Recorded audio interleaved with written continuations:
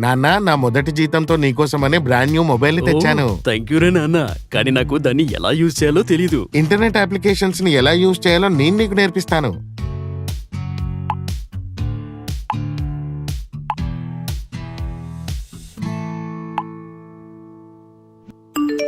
వెంటనే డబ్బు కావాలా?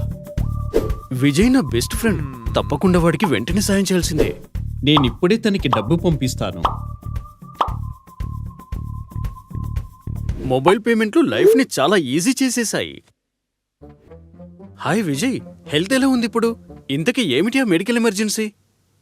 నాకేం కాలేదు, నేను బాగానే ఉన్నాను. ఏం మాట్లాడుతున్నావు? నువ్వు సోషల్ మీడియాలో రిక్వెస్ట్ పంపావు కదా నీకు మెడికల్ ఎమర్జెన్సీ కోసం డబ్బులు కావాలని. నేను నీకు 10,000 రూపాయలు కూడా పంపాను.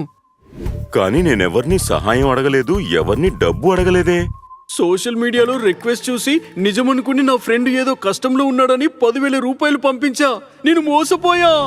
అప్రమత్తంగా ఉండండి. సోషల్ మీడియాలో జరుగుతున్న మోసాల నుండి కాపాడుకోండి. చేయవలసినవి: పేమెంట్ చేసే ముందు ఆ వ్యక్తికి కాల్ చేయడమో లేదా కలుసుకునో నిర్ధారించుకోవాలి. పేమెంట్ చేసే ముందు అకౌంట్ యొక్క పూర్తి వివరాలని చెక్ చేసుకోవాలి. మీ దగ్గరలో ఉన్న సైబర్ క్రైమ్ పోలీస్ స్టేషన్ లో జరిగిన దాని గురించి రిపోర్ట్ చేయండి. National cyber crime reporting portal cybercrime.gov.in కి రిపోర్ట్ చేయండి. చేయకూడనివి: మీ వ్యక్తిగత సమాచారం అనగా mobile number, email ID, friend list వంటివి బహిర్గతం చేయకండి. వ్యక్తిగతంగా మీకు తెలియని వారివి, ఎప్పుడు కలుసుకోని వారి ఫ్రెండ్ రిక్వెస్ట్, ఫాలో రిక్వెస్ట్లని యాక్సెప్ట్ చేయకండి.